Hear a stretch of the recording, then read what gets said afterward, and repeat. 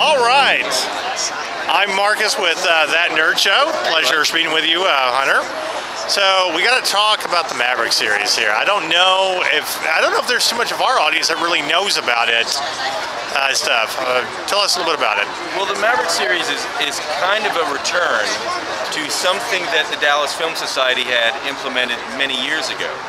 What happened was last year I received the Texas Star Award for my father posthumously. He passed, and I couldn't let the legacy die. I had to do something to create a Maverick series here, and it has culminated with giving the Carson Maverick Filmmaker Award to Monty Hellman, who is a bona fide Maverick from the 1960s, 70s.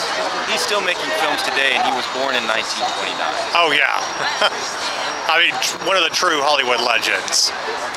Right, and so because of that legendary era in film, where the studio system was flipped on its head, and filmmakers made Easy Rider, 5 Easy Pieces, great, fantastic films that they did on their own, it just harkens back to that time in history. And so we created a Maverick film series, 3 films that represent that today. Right. But in film history, what do you think is probably the one film that really represents that? I would say we have a wonderful film, Two Lane Blacktop, that represents that Maverick filmmaking spirit. Which is being shown tomorrow at the Alamo Drafthouse. Right, so tomorrow at the Alamo Drafthouse, late afternoon, we've got Two Lane Blacktop, a true Maverick film by a true Maverick filmmaker. Right. Now, you've been a part of this festival for a while and everything. It keeps getting bigger and better. What are you most proud about with this festival? Well, I wouldn't say that I'm proud. I'm just a big, huge fan of this festival and a fan of the people of Dallas and all of the filmmakers that come through here year after year.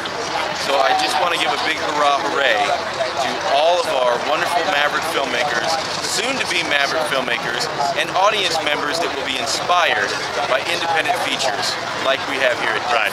Now you're also a filmmaker, correct? I have been accused of being a filmmaker quite often. Yeah. Do you have any projects that you're currently working on that you can talk about? Actually, what I've been focusing on is getting the Maverick film series underway here, and then as I look forward into the future, I'm very excited about some television and some film that I can't actually talk about today. But we will know about it in the future. You'll know about it in the future, and when we see you next year with another group of fantastic Maverick films, we can talk about it. Cool. Now, this last question is just for us nerds. You've probably heard us ask it, but as a filmmaker, if you can be involved in any way, would you be Star Trek or Star Wars? Oh boy. That's a tough one. Well, you could cop out and say both, but... I'm not going to cop out and say both. I'm not going to cop out and say both. I'm actually going to say Star Trek. Oh, okay. Absolutely. Captain Kirk is one of my heroes of all time. Picard and Worf, a wonderful team. Wonderful team.